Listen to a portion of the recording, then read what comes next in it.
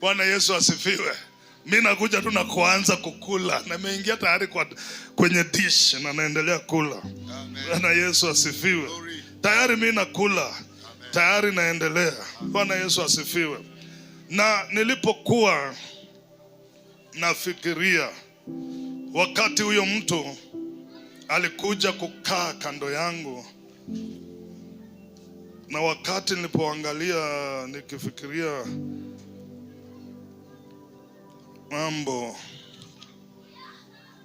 vile hawa juzi karibu wote walikuwa wamefuatana na magari yao.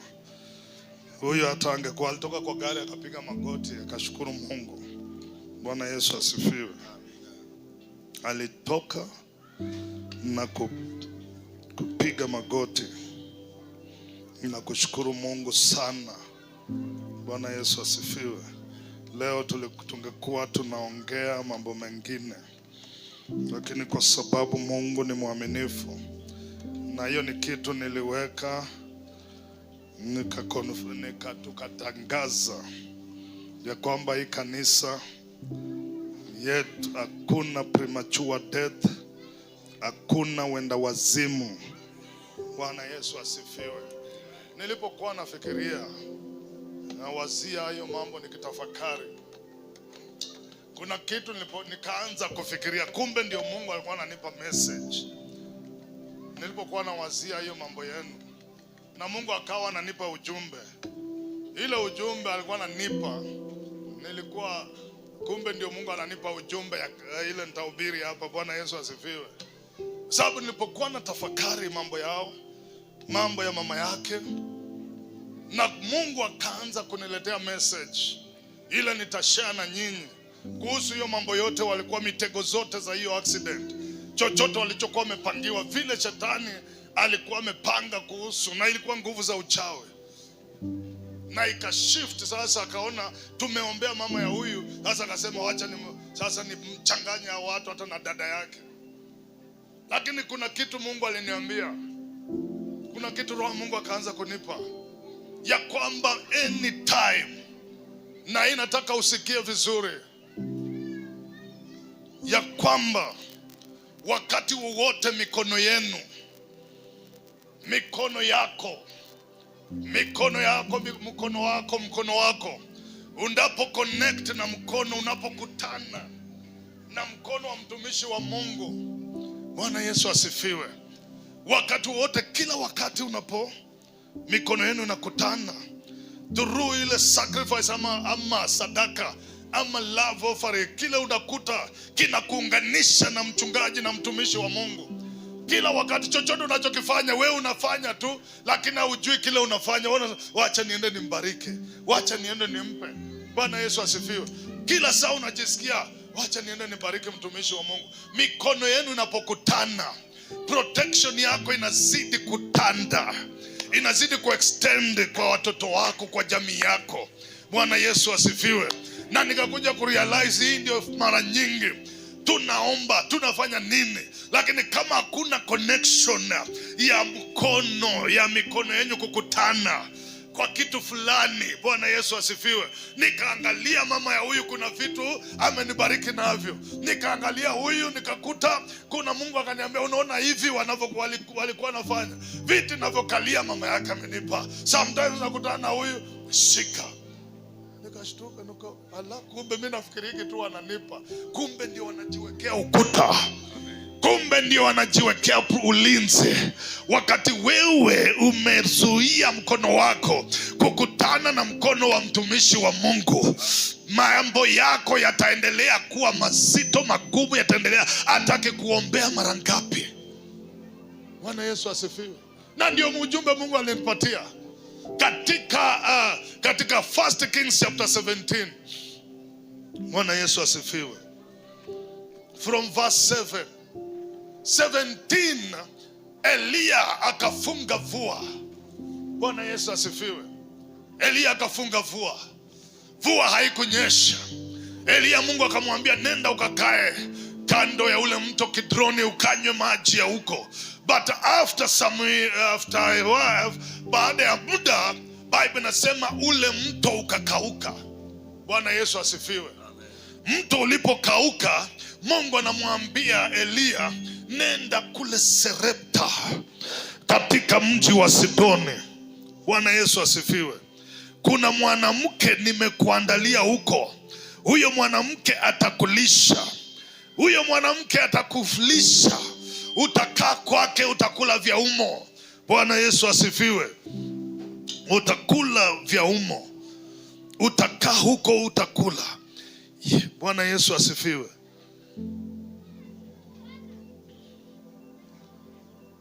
Tuende mstari wa 7. And it came to pass, ikawa baada ya siku kupita, kile kijito kikakatika, kwa sababu mvua haikunyesha katika nchi. Bwana Yesu asifiwe. Neno la Bwana likamjia kusema, verse 9, ondoka uende Sarepta ulio mji wa Sidoni, ukae huko. Tazama, nimemwagiza mwanamke mjane wa huko akulishe. Basi akaondoka akaenda Sarepta. Hata alipofika langoni pa mji, kumbe mwanamke mjane alikuwako akiokota kuni. Akamuita akamwambia, niletee na kuomba maji kidogo chomboni nipate kunywa. Alipokuwa akienda kuleta, akamuita akasema, niletee na kuomba kipande cha mkate mkononi mwako. Bwana Yesu asifiwe. Mahali Mungu anamtuma Eliya ni mwanamke mjane amebaki na konzi ya unga, lakini Mungu anamwambia Eliya, yule mwanamke atakulisha. Bwana Yesu asifiwe. Yule mwanamke atakuhifadhi. Yule mwanamke atakulisha. Bwana Yesu asifiwe. Nimekutengea, nimeprepare, nimeandaa. Mwanamke ana taarifa kwamba Mungu amemwandaa kulisha mtumishi wake, kumshughulikia. Bwana Yesu asifiwe. Yeye kila amebaki nacho ni kidogo, ni konzi ya unga, mkono moja wa unga. Lakini Mungu anamwambia Eliya, nenda. Eliya akifika hataki kujua kwamba hapa hakuna kitu. Kile Eliya anaelewa ni neno la Mungu alilomwambia kwamba yule mwanamke wa Sarepta mjane nimemwandaa, nimeshampanga, nimeshamwandaa, atakulisha. Bwana Yesu asifiwe. Na mwanamke pia anaelewa kwa sababu ni mtu wa rohoni na ni mwanamke wa imani. Bwana Yesu asifiwe. Watu wa imani, nenda kaniletee maji. Na alipokuwa akiondoka, akienda akaambiwa tena, na uniletee mkate, nitengezee mkate uniletee nile. Mwanamke akageuka. Bwana Yesu asifiwe. Sasa huu mkate, unga utatoka wapi? Haututoshi sisi watatu. Huu unga ni wa leo, mimi na mwanangu, kesho tufe. Bwana Yesu asifiwe. Lakini Eliya akamwambia, nenda ukafanye kama vile nilivyokuambia. Bwana Yesu asifiwe. Kwa sababu ya imani aliyonayo. Because Mungu ameona kitu mapema. Kuna kitu Mungu anataka kufanya, ya kwamba kuhifadhi huyu mwanamke asife na njaa. Bwana Yesu asifiwe. Anataka kumuhifadhi, kumlinda, kumwepusha na njaa iliyo katika nchi. Na hiyo njaa ataepuka nayo jinsi gani? Kwamba lazima Eliya akanyage pale. Maana mahali ambapo kuna njaa, mahali watu wanakufa na njaa, mahali watu wameishiwa, hata iwe ni nyikani, lakini ila mradi Mungu, mtumishi wa Mungu akiwa amekanyaga pale, wana wa Israeli wakalia wakiwa nyikani, ya kwamba Musa, umetutoa Misri, umetuleta jangwani tufie hapa. Hapa hakuna nyama, hakuna mkate, hakuna maji. Bwana Yesu asifiwe. Lakini Mungu alikuwa na Musa. Musa akiwa nyikani, Mungu yuko pale. Kwenye desert mahali Musa yuko, Mungu yupo. Bwana Yesu asifiwe. Amen.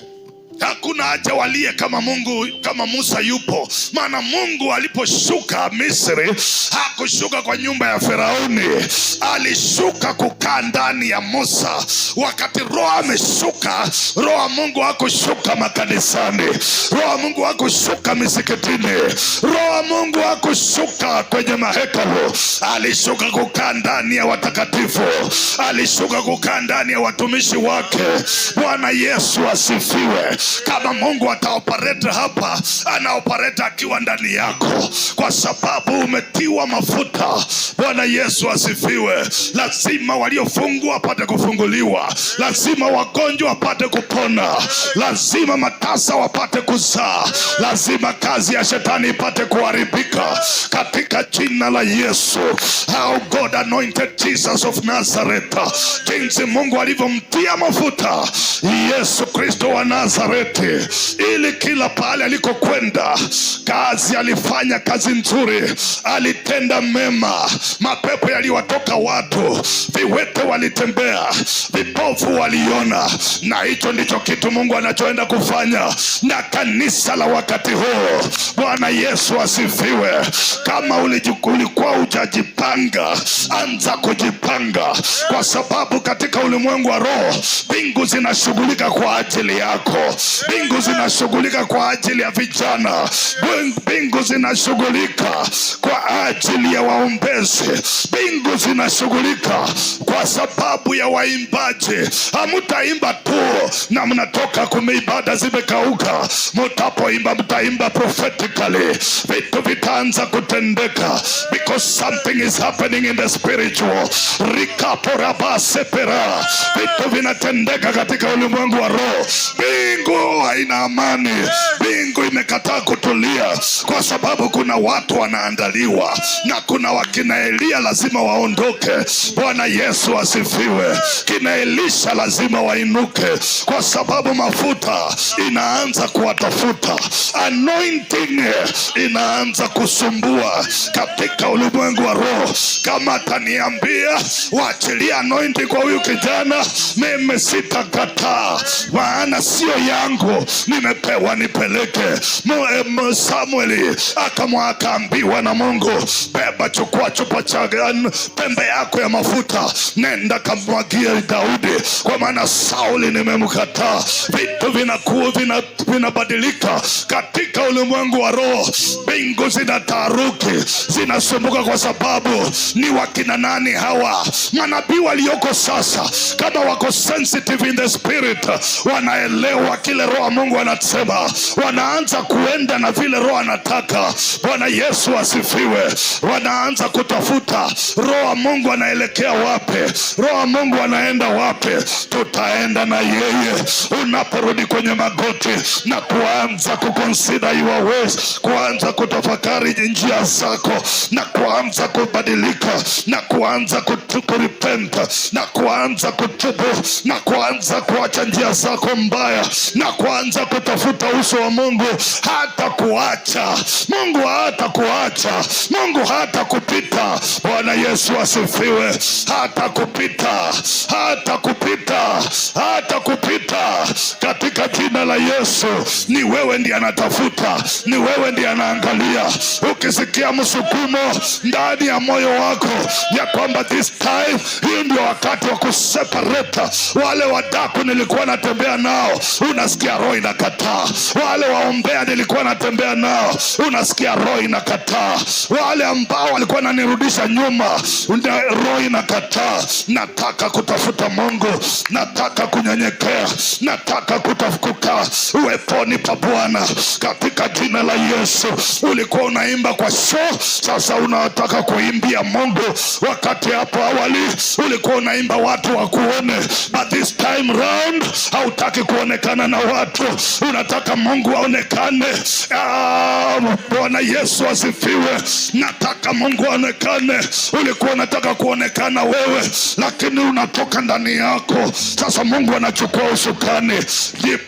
Paulo anasema, sio mimi ninaishi, ila ni Kristo ndani yangu. Sasa ni wakati kanisa tunaruhusu ni Roho Mtakatifu na weze kutamba. Sasa ni wakati Yesu Kristo anataka kujidhihirisha. Ni wakati Mungu anaenda kupokea utukufu. Bwana Yesu asifiwe. Anataka watu wa kumtukuza, na anataka watu wa kumuinua. Ikaporia babo sapara. Kuna mtu anaachiliwa. Nasikia kifua cha mtu kinafunguka, roho ya asima inaondoka in the mighty name of Jesus. Navyoendelea kuongea, navyoendelea kuhubiri. Bwana Yesu asifiwe. Mwanamke anaokota kuni. Elia ametumwa kwake. Elia kwa sababu ni mtu wa rohoni, mwanamke wa imani. Elia nabii. Hapa kuna mwanamke ana kipawa cha unabii, lakini ana imani. Faith ikakutana na prophetic. Bwana Yesu asifiwe. Imani ikakutana na nabii. Huyu ni imani na huyu ni prophet. Lazima miracle itendeke, lazima chakula kishuke. Imani imekutana na nabii. Bwana Yesu asifiwe. Mwanamke sio nabii, lakini ana imani. Ukiwa na imani, ukikutana na nabii, Bwana Yesu asifiwe. Kumbe Mungu ameona huyu mwanamke wa imani na hawezi akafa njaa. Elia anakuja, hajabeba kitu, lakini ndani ya Elia kuna vifurushi. Ndani ya Elia kuna unga. Ndani ya Elia kuna mafuta. Bwana Yesu asifiwe. Elia anakaa tu, wewe mama niletee maji. Anaenda. Na ukienda tengeneza mkate uniletee. Mwanamke akashangaa, lakini akaelewa kile nabii anaongea. Unapoenda tengeneza mkate uniletee. Bwana Yesu asifiwe. Mwanamke akasimama, akiangalia Elia, anaona huyu si mtu wa kawaida. Huyu si mtu wa kawaida. Akimwangalia anaona Mungu ndiye amesema. Mungu ndiye anaongea. Bwana Yesu asifiwe. Na why? Kwa nini Elia aende kwa ile nyumba? Because death, kifo kimeonekana. Bwana Yesu asifiwe. Kwa nini Elia aende kwa mwanamke mjane wa Sarepta? Kifo kimeonekana. Kifo kinazunguka. Kifo kinahuva kwa ile nyumba. The son, mtoto anataka kufa. Bwana Yesu asifiwe. Mtoto anataka kufa. Elia lazima aende. Na Elia akikanyaga pale, the child will not die. The mother will not die. Bwana Yesu asifiwe. Mama hata kufa, mtoto hata kufa. Maana Elia akiingia kwenye ile nyumba, kifo kinahama. Kifo kinahama. Mama akatengeneza mkate akarudi, akampa akala. Kuanzia siku hiyo kapu lake la unga alikupungua. Bwana Yesu asifiwe. Kapu lake la unga alikupungua. Na hivyo Elia kama anataka kutoka, death ikastrike. Saa ile Elia anaondoka, kifo kikainuka, kikapiga mtoto headache chini. Mama akalia, kaita Elia. Bwana Yesu asifiwe. Mama akalia. Mama akamwendea Elia. Bwana Yesu asifiwe.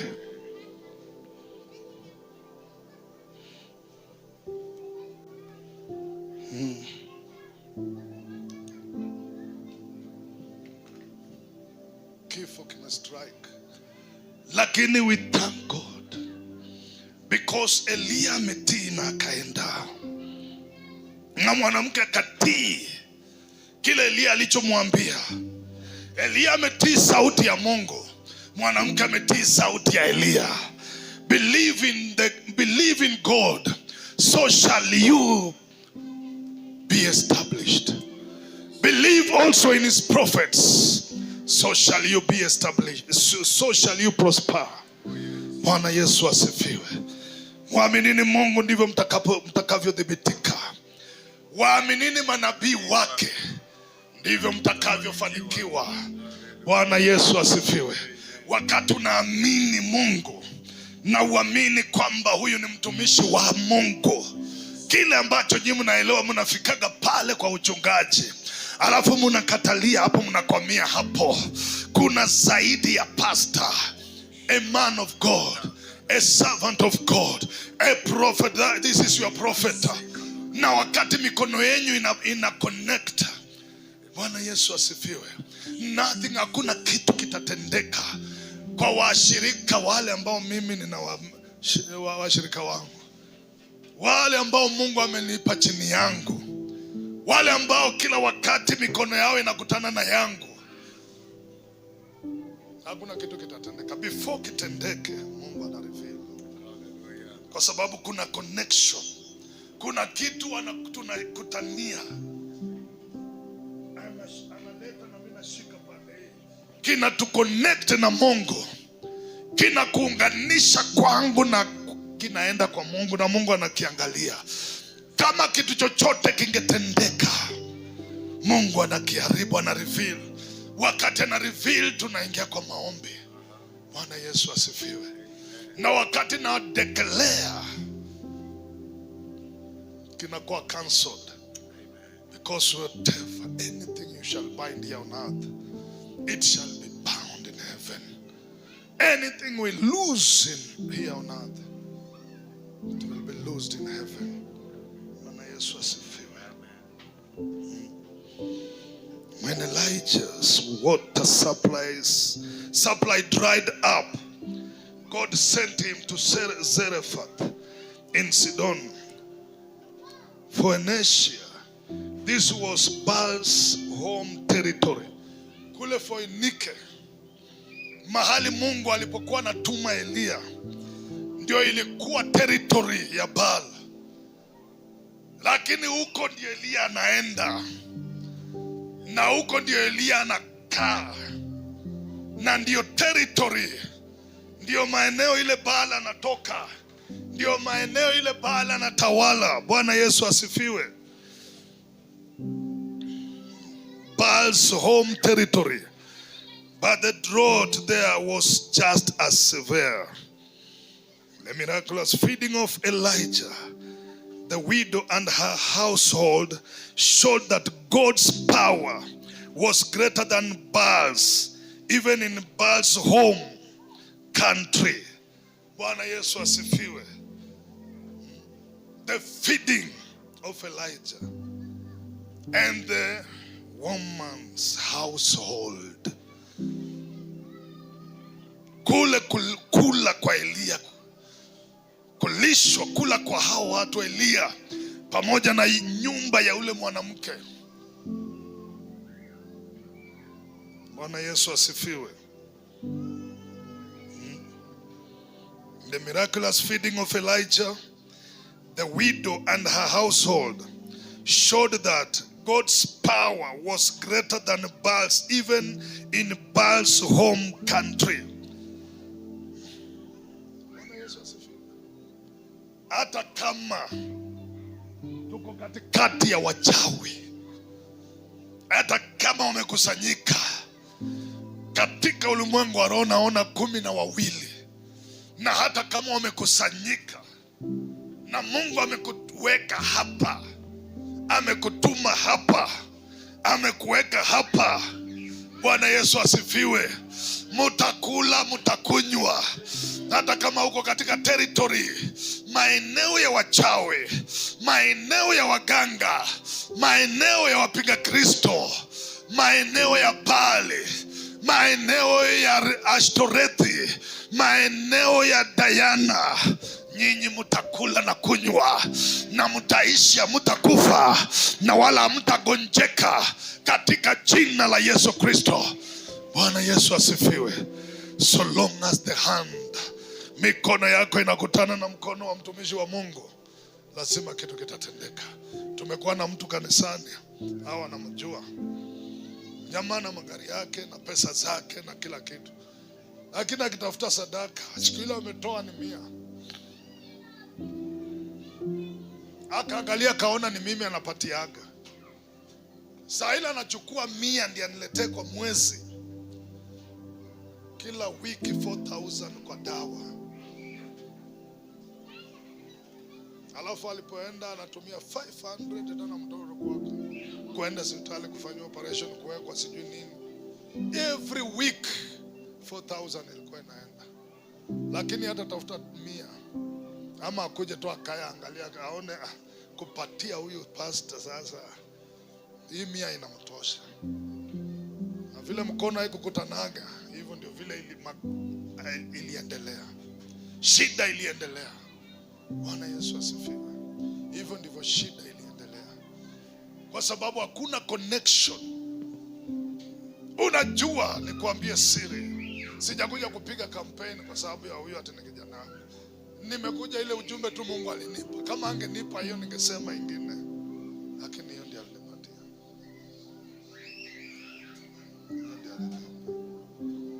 Sasa ile wote angalia, uone mimi nampatia, wacha akae. Utaitishaga maombi, anakuombea na kuwekelea mkono. Jinsi anavyoendelea kuomba ndio vitu zinazidi kukauka. Mambo yanazidi kukauka, yanazidi kuharibika. Bwana Yesu asifiwe.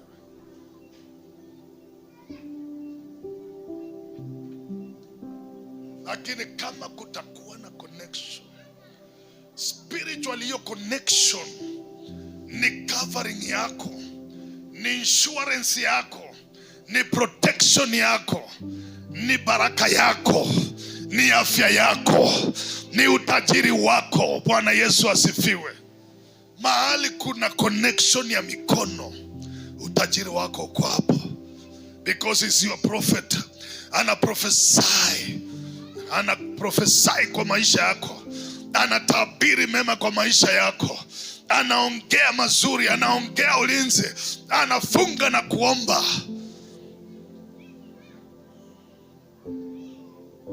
Nini kinakuunganisha naye? Siku ile Elia anataka kuondoka kwenye ile nyumba, kifo kina strike. Sasa kinajua ameshatoka. Akitoka the presence of God, pia uwepo wa Mungu umeenda. Mama akaita Elia. Elia akachukua mtoto juu kwenye kitanda chake, akajinyosha juu yake. Mauti ikaondoka.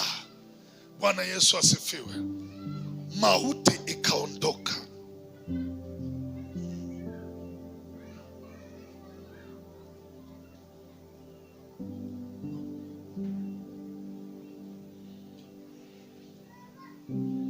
Kile kilichotendeka kwa yule mwanamke wa Sarepta kikatendeka tena katika 2 Kings.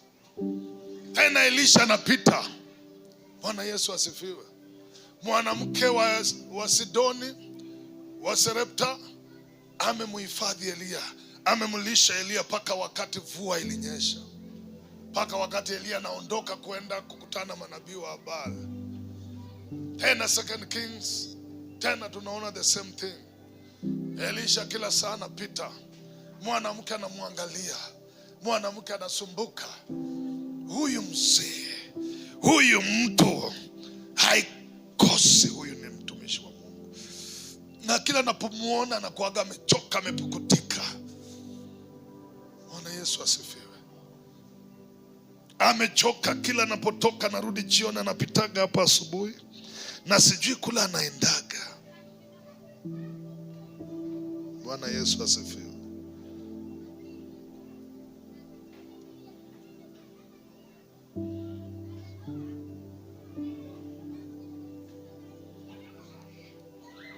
Mungu anaangalia, mwanamke anaangalia, anashangaa na huyu mzee.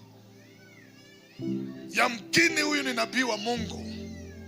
Bwana Yesu asifiwe. Yamkini huyu ni nabii wa Mungu.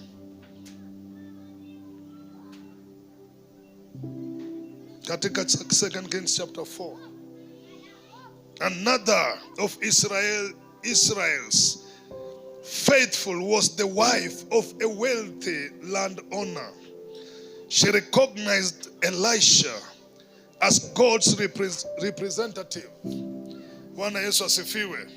And offered him hospitality as often as he needed. Bwana Yesu asifiwe.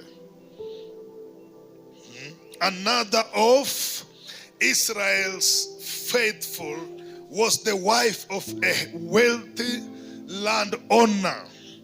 She recognized Elisha as God's representative. Huyu mwanamke wa mtu tajiri alimtambua alimuona Elisha kama mtu ambaye anamwakilisha Mungu, kama mtu ambaye Mungu anakaa ndani yake. Hakumuona tu kama mtu wa kawaida. Macho yako naomba mchana wa leo yasiishie kwa pastor. Yakiishia tu kwa pastor, your life will just remain the same. Lakini yakipita kwa pastor, yaende kwa mtu wa Mungu, ya kwamba God's representative, Mungu ana watu wake ambao wanamwakilisha duniani. Upende usipende, jinsi unavyowaona wengine, hata wanalalaga njaa, wengine hawana mavazi mazuri. Bwana Yesu asifiwe. Wengine wanaishi kwa nyumba za matope, lakini wanamwakilisha Mungu hapa duniani. Yule mwanamke akaangalia, sijui kama Elisha alikuwa na nyumba sehemu. Bwana Yesu asifiwe. Mwanamke akaangalia Elisha, akaangalia kila saa, anaona mzee amechoka, anaona mzee na vumbi. Akasema, akarudi kwa mumewe, huyu mtu yamkini ni mtumishi wa Mungu, wacha tumjengee kibanda hapa na tumweke meza na tumweke kitanda. Kukawa na connection. Kumbe Mungu amepitisha Elisha pale makusudi, kwa sababu ndio hitaji la huyu mwanamke litimilike. Mwanamke huyu mwanamke ana mtoto.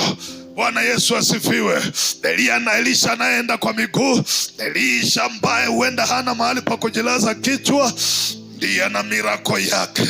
So long as he is a prophet of God, mradi tu ni nabii wa Mungu, haijalishi kama avai vizuri, kama ana mavazi, hana avai kama wewe, aishi kama mahali wewe unaishi. Bwana Yesu asifiwe. Lakini kama hakuna connection, kitu kinawaunganisha, utashangaa. Bwana Yesu asifiwe. Chochote kinachoniunganisha na watoto wa kiroho kinawakilisha mbele za Mungu. Bwana Yesu asifiwe.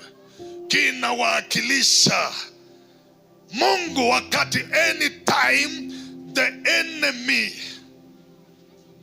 forms a weapon, Mungu anaangalia kile chochote kile kimetuunganisha na wewe, anakiangalia. Akisha kiangalia, ana reveal to his servant. Then kwa haraka tunaingia kwa maombi na tuna destroy mipango yote, mitego yote, chochote adui amepanga. Bwana Yesu asifiwe. Huyo mwanamke akamkaribisha Elisha, amemwekea kitanda, amemwekea meza. Elisha anakula pale, Elisha anakaa pale. Siku ile Elisha anataka kuondoka, anamwambia Gehazi, muite ule mwanamke, tumfanyie nini? Amekana, ametulisha, ametuhifadhi, tumfanyie nini? Gehazi akasema hana mtoto. Bwana Yesu asifiwe. Hana mtoto, hana mtoto, hana mtoto. Nabii anaweza kupatia mtoto, akiongea tu miracle yako unapokea. Akiongea tu. Elia amekula. Barikiwa. Yaani kumbe kuna mvua. Sina taarifa. Sikujua kama kuna mvua. Bwana Yesu asifiwe. Umeona sasa? Huyo ameshakimbia. Ameona ngojei upokee muujiza wako. Bwana Yesu asifiwe. Mwanamke Elisha anataka kutoka, hawezi kutoka kwa hiyo nyumba hivyo. Hawezi kuenda kama huyu mwanamke ana mtoto. Bwana Yesu asifiwe. Hata toka huyu mwanamke abaki tasa, na huyu mwanamke amemlisha Elisha. Amemlisha Elisha, amemhifadhi Elisha. Elisha anapakulala, Elisha anakula.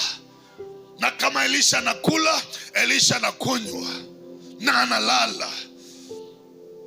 Ayubu akasema baraka zake, yule alikuwa karibu na kuzimia, zilinijia mimi. Nilifanya yule mwanamke mjane aimbe kwa furaha. Bwana Yesu asifiwe. baraka zake zilinijia. Anaanza kukubless. Baraka za mwanamke, baraka za Elia zikaanza kumwendea mwanamke tasa, na mtoto akaanza kuumbika, akaanza kutengenezwa katika ulimwengu wa roho. Bwana Yesu asifiwe. Kile ambacho kilikuwa kiko hapo kwa chakula tu, mkate tu. Bwana Yesu asifiwe. Elisha, yule mtoto wa mwanamke, anatokea kwa mkate na anatokea kwa meza. Meza kama hii inaweza kumpa tasa mtoto. Bwana Yesu asifiwe. A table like this inaweza kupa kazi, inaweza kupa gari, inaweza kupa kile huna, inaweza kupa nyumba, inaweza kufungua njia zako za kuenda ng'ambo. Bwana Yesu asifiwe.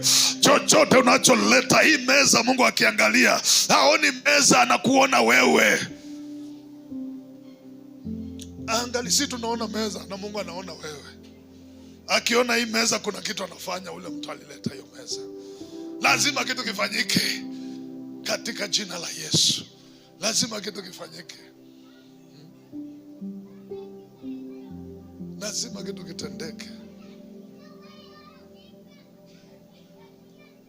Wakati Isaka karibu aondoke, Isaka anasema nini? Anamuita Esau, kimbia unitengenezee. Uende ukawinde uniletee. Utengeneze nile nikubariki kabla sijaondoka. Bwana Yesu asifiwe. Nenda ukawinde, nenda ukatafute, nenda ukawinde uniletee, maana siku zangu zimeisha, muda wangu umefika wa kuondoka. Fanya raka, nataka kuachilia. Baraka zinamsukuma, lakini kuna kitu ambacho kinataka kiwaunganishe. Wakati wowote Isaka amekula, ilikuwa ijafika kwa Mungu, lakini this time round kinataka kufika. Something must happen. Mkono wa Bwana umefunguka. Sasa Mungu anataka kurelease, na kile Mungu ataachilia kitatokea kupitia kinywa cha Isaka. Bwana Yesu asifiwe. Kile Mungu ataachilia kitatamkwa na mdomo wa Isaka. Kile Mungu ataachilia, na na nini itafanya kiachiliwe? Nini kinaenda? Ni kitu gani kinaenda kuchochea baraka za Mungu ndani ya Isaka zitoke kwa kinywa chake? Aongee ubarikiwe, aongee utajirike, aongee ufanikiwe. Bwana Yesu asifiwe. Ndiyo ziko kwa Mungu, zinataka kutokea kwa mdomo. Ataongea tu, akisha shiba anaongea, akisha kula anaongea. Do you know what happened? The boy went and delayed. Alienda akachelewa. Ndiyo alikuwa anaenda kuleta, lakini alichukua muda gani? Kitambo huyu mama ambie mtoto enda kwa kundi, lete, wakachinja. Kitambo wakatoa ngozi, wakatengeneza. Hiyo muda yote huyu jamaa alikuwa anafanya nini? Alienda na akachelewa huko. Anajua tu si baba amesema hata kama nitaleta jioni, atanibariki. Na kumbe unachelewa.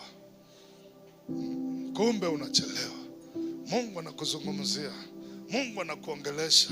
Fanya kitu fulani mahali fulani. Fanya kitu kwa nyumba yangu. Fanya kitu kwa mtu fulani. Angalia ule mama anakujaga na patipati ya blue na red. Angalia ule mama anakujaga na rinda moja. Wewe umejana nguo zingine hata uvai, unapanguzia miguu na hata zijararuka, lakini huwezi beba hata moja upeleke. Wacha, na kazi yako ni kumchekelea, kazi yako ni kumdharau, ni kumuita majina. Wa patipati ya blue na red, wa ile nguo moja ya blue, wa zile viatu zimerarukaga zimekaa hivi. Bwana Yesu asifiwe. Sasa hakuna kitu kinakuconnect. Kile ambacho kinafanyika ni disconnection. Wakati unaendelea kwenda mbali, ndio Mungu pia anaendelea kurudisha mkono wake. Saa hiyo Mungu tayari ameshaachilia baraka za Esau. Baraka ziko kwenye kinywa cha Isaka. Hizo baraka hakuwa nazo kitambo, lakini sasa zimeachiliwa. Sasa ni Esau aende mbio, aende harakishe, aende akawinde. Na Isaka alikuwa sure ataenda na pate haraka, lakini akaenda akadelay. Sometimes Mungu anakuongelesha, unaenda una delay. Anakuongelesha, nitafanya tu, acha kwanza nifanye mambo yangu. Siku moja Mungu akaniambia, tengeneza hii kitu ya kuhubiri. Kanisa tulikuwa tunaenda, walikuwa wameweka sijui ilikuwa ni nini, hakuna hii kitu ya kuhubiria. Na Mungu akaniambia utengeneze. Na nikasikia kweli hiyo sauti. Siku ile tu nilipata pesa, nilienda kwa sideboard yangu, nikaunda sideboard nzuri sana. Nikiwa ndio nimeingia Eldoret, nikatengeneza sideboard, nikapeana pesa yote. Wakaniambia ukuje uchukue jioni, naweka tu glasi. Na kweli nikaenda kuiona saa 5. Nikasema nitakujia tu nikitoka kazi, navuka barabara naenda kuiona. Saa ile nilienda jioni, huyo mtu ameuza hizo vitu, amehama ameenda Kisumu. Nikakumbuka kile Mungu alikuwa ameniambia. Ningeunganisha tu mkono yangu na mtumishi wa Mungu, nitii sauti yake, nitengeneze kile nilichokuwa nimeambiwa. Nikasema kwanza yangu kwanza, si nitapata mshahara ni mwisho wa mwezi. Na kumbe baraka zangu zilikuwa saa hiyo ndio zimeachiliwa, zikaenda na mtu mwingine. Baraka za Esau zilikuwa already kwenye kinywa cha Isaka, ndio Mungu amesha release hizo blessing. Ndio sasa Esau awe mbarikiwa. Yeye ndiye angetoa hiyo kabila 12. Yeye ndio Mungu. Yesu angetokea pale, lakini vitu vikahama kwa sababu ya kuchelewa kutii sauti ya Isaka. Akaona tu tuko na yeye hapa, huyu mnakuaga na yeye hapa, huyu mama mnakuaga na yeye hapa. Nitampa tu viatu, acha tu nitembelee hizi zisha, nitamnunulia tu. Tunakuaga tu na huyu mama hapa, hata kivaaga hii rinda moja nitampatia tu. Akaenda akachelewa, akakaa huko. Akirudi huyu jamaa, huyu mzee ameshakula, mzee ashashiba. Mzee aliposhiba, maneno akaanza kutoka. Every maneno yote, baraka zote kwa kinywa chake, hakubakisha hata moja. Esau alipokuja aliuliza, hata hukubakisha hata moja, au kunibakishia hata kitu? Hakubakisha. Mungu alikuambia ufanye nini? Mungu alikuambia ufanye nini? Bwana Yesu asifiwe. Mungu alikuambia nini? Nini Mungu anakuongelesha? Nini Mungu alikuongelesha? Ni kitu gani uliambiwa ukapuuza? Sasa leo hii unashangaa, mbona pesa zinayeyuka kwa mikono yangu? Mbona haya magonjwa yatoki kwa nyumba yangu? Mbona hizi shida ziishi? Mbona njia zangu zimefunga? Mbona sifaulu? Mbona sipati kazi na nina barua za kazi? Bwana Yesu asifiwe. Hata wewe ambaye umesomea kupika, naona wewe unajua kupika, lakini hakuna kitu kinafaulu. Umesomea upishi, naona mtu anapika, naona mpishi mtu anajua kupika mpaka makeki nini, lakini naona vitu vimekauka. Bwana Yesu asifiwe. Naona vitu ambavyo viendi. Something is wrong somewhere. The devil is taking an advantage. Anachukua advantage kwa sababu ya wewe kuchanganyikiwa, kwa sababu ya kusita kwako. Esau akarudi akakuta Yakobo ameshachukua baraka zote. Maneno yote, baraka za kinywa zile zilikuwa zimetoka kwa Mungu, zikashuka ndani ya Isaka kwa sababu ya Esau, zikaenda ndani ya Yakobo. Overtaking is allowed in the kingdom of God. Overtaking is allowed. Bwana Yesu asifiwe. Hiyo ndio kitu Mungu alikuwa ananiambia. Inaruhusiwa. Mwingine, na ndio sababu Mungu hakumhesabia Yakobo dhambi, kwa sababu jamaa alienda akasleki, akasita huko, akakaa kwanza, akatulia. Baba tunaye, hata nikija jioni atakula tu. Simama yuko huko. Utaangalia Mungu amekuongelesha, unasema huyu mzee yuko hapo. Mungu anakuambia fanya kitu fulani, unaangalia huyu, unaangalia huyu, unaangalia ule, unaangalia huyu, unaangalia huyu. Na wewe ndio Mungu ameambia, wewe ndio Mungu anaongelesha, wewe ndio Mungu anataka ufanye kitu, alafu Mungu afungue mlango. Sasa wewe unaangalia, kwani kwa hiyo kanisa hakuna matajiri? Mimi ndiye anaambia, kwani mimi ule mtu anaishi wapi? Ule mtu mimi wa kuenda kwa miguu. Mimi sideboard yangu ya nzuri iliuzwa, na niliona hivi na macho, na ikaenda. Nikarudi jioni imeenda. Nikiwa juu ya kali nikatengeneza ingine. Ule naye ni mchungaji, ni fundi. Pesa akakula, hakumaliza. Akaanza nusu, akawacha, akafungia kwa nyumba ya matope. Nikakumbuka ile ya kwanza. Huyo mtu akaenda na pesa za watu kutoka jua kali, akaenda Kitengela.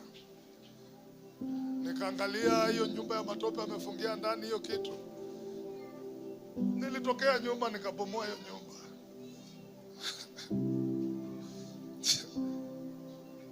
Yaani kichungulia kwa dirisha naona sideboard yangu nusu. Ametengeneza hapa kando, hajaweka nini, mavio nini, milango. Hiyo ukuta nikaangusha huko nyuma. Nikaangusha huko ukuta, nikang'oa ile mlango. Kaenda kutoa hiyo kitu. Lakini nabomoa, na ng'oa, na beba, najua ni mimi mwenye shida ni mimi. Bwana Yesu asifiwe. Na hiyo ndio Mungu ameniambia nikuje nikuambie. Mikono yako isipoungana, kama ipatani, wale mikono yako ina nini kinakuunganisha na mtumishi wa Mungu na nabii wa Mungu, aweze kuprofesai kwa maisha yako, aweze cover ya Mungu, covering protection ya Bwana iwe juu yako kila wakati. Anytime unatembea uko na amani, because Mungu anapokumbuka, anapoangalia kile kinakuunganisha na mtumishi wake, kila saa anamchochea, anamuamsha kwa maombi. Kuna mtoto wangu anaenda kupata ajali, kuna mtoto wangu kuna kisirani inaenda kutokea, kuna mtoto wangu kuna miscarriage inataka kutendeka. Cancel hiyo miscarriage, vunja, tekemea hiyo roho na vitu na adui anasimamisha mipango ya adui, na fail, na unaendelea kuishi, unaendelea kuexpand, unaendelea kufaulu, unaendelea kufanikiwa. Bwana Yesu asifiwe. Inuka kwa miguu yako, inuka kwa miguu yako. Shabarababo seperababo.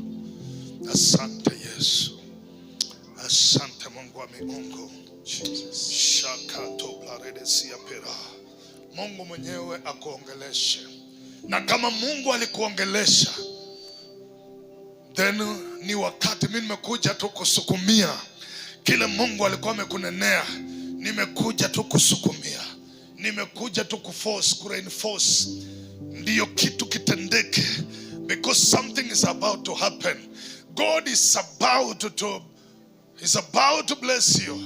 It's about, Mungu anataka kukubariki, anataka kukuinua, anataka kufanikisha biashara yako, kazi yako, na anataka kuanza kitu kwa maisha yako. Mungu anataka kufanya jambo lisilo la kawaida. Ulikuwa labda unakata tamaa ya maisha, kuna kitu tu kidogo kimezulia. Mwanamke wa Sarepta ni chakula tu ilimfanya mtoto wake asife. Yule mwanamke wa Msirefoinike ni chakula tu na mahali pa Elisha alilala. Bwana Yesu asifiwe. Ni kitu kidogo, huenda ni chakula, huenda hata ni sukari nusu, huenda hata ni unga ngano, huenda hata ni viatu, huenda hata ni koti au suti au shati au tai. You never know. Lakini hicho kitu Mungu amekuwa akikuzungumzia na sauti yake unaipuuza na mambo yako yanakuwa makumbe. Hata unga ya ugali inaweza kufanya wewe ukapata ploti na unga inaweza kuwa inazulia ploti yako kupatikana. Inaweza kuwa inazulia miracle yako. Hebu ongea na Mungu.